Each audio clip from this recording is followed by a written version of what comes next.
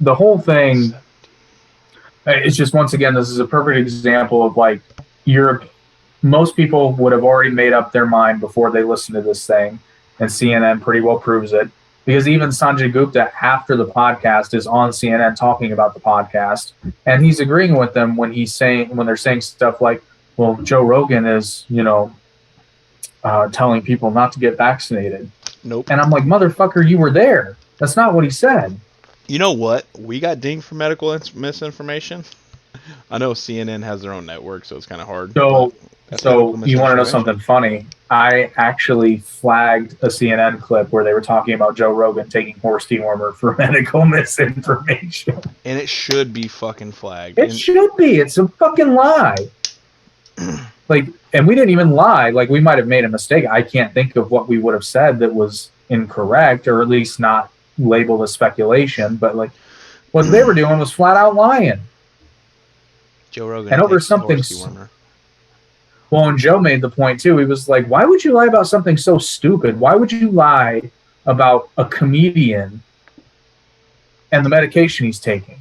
Right. My brother, Stoner Bros Presents.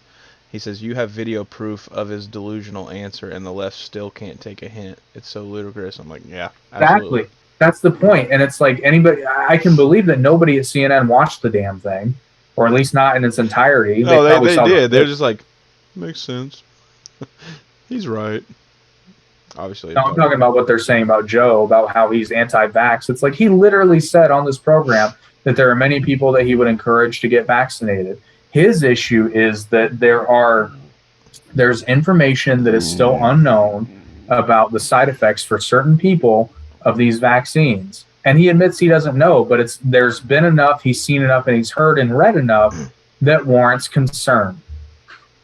And he said they were talking about teenage boys in particular, because there was a study he read that basically postulates, and again, I have to be careful how I word this so that we don't get flagged. The study that he talked about, it was my understanding, because I didn't look at the study, but it basically says something to the effect of, at least in the sample group that they looked at, a person was more likely to develop myocarditis after getting the vaccine than they would statistically from getting infected with COVID. Right. Now, he and Sanjay disagreed on the particulars, but here's the point, and this is the point he was trying to make, and I don't think Sanjay understood, is that even if there's a doubt, and it's what I've been saying about COVID from the beginning, if you're young and healthy, the risk-reward ratio to getting the vaccine is different than if you're immunocompromised, than if you're older, if you have a pre-existing condition that could be exacerbated by COVID. It's different for everyone. Like, this is not a case of, I've used this example so many times, but I keep having to say it. If this was an Ebola outbreak we were talking about, who the fuck wouldn't get that vaccine? Oh yeah, because we know for a fact it will kill you if you get it. I mean, obviously, if you're not treated, Well, because I think the mortality rate for Ebola is probably like, what, 80%? Oh yeah, it's high. It's not like it's at least 50. It's at least 50. I'm sure it's higher. You get COVID for the most part. I mean, it's just kind of like, oh well, let me see what the symptoms are going to be before I decide anything. Ebola, it's like you get that, you're like, fuck, where's the doctor? Well, I mean, obviously you're not doing anything because you're probably in a coma.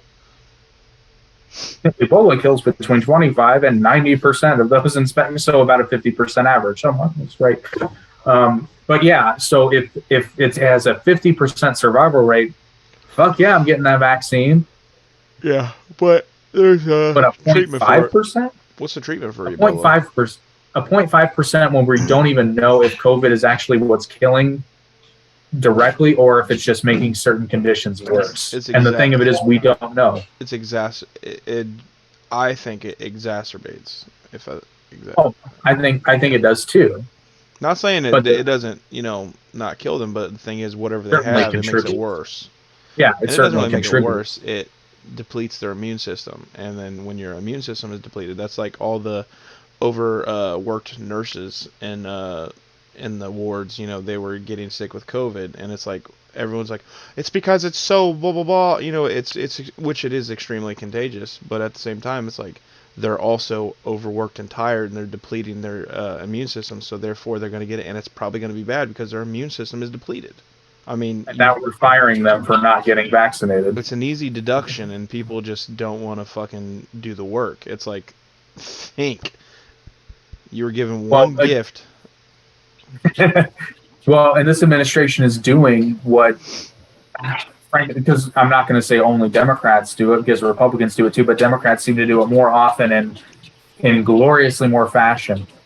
They are more obsessed with a particular solution than they are with solving the problem. Because let's look at this purely from a logical standpoint. We have a vaccine. Now, the efficacy of said vaccine is not 100% known. We don't know how effective it is necessarily because we're already talking about some people getting boosters. Yeah.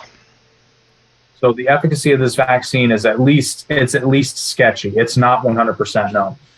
So, and add to the fact that there are more than a small amount of people that are hesitant to take said vaccine because so little is known about it.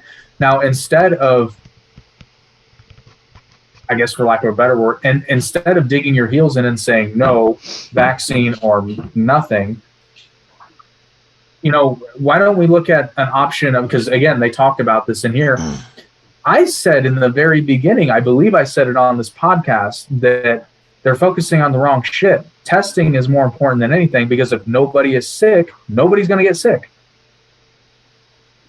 If you can test and know if you're contagious and take appropriate action, that's just as viable, especially since there have been breakthrough cases with people who are vaccinated. Colin Powell just died. Yeah. I didn't know that. Yeah, due to complications with COVID. Granted, and he's 84. But he was also vaccinated. Yes, he was, but he got COVID.